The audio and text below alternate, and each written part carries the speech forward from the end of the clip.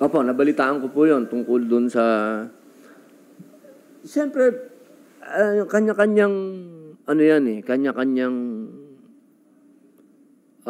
version, narrative. Siyempre, may narrative yung governor, may narrative din ang executive, ano? Pero ako, sa totoo lang, yun ang lagi kong pinakikiusap. Sana itong mga nagaganap sa bansa natin, wag nating kalilimutan ang saligang batas.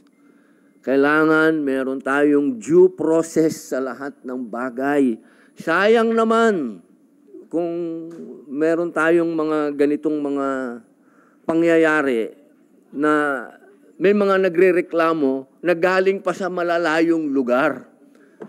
Hindi natin to kailangan sa ngayon. Sana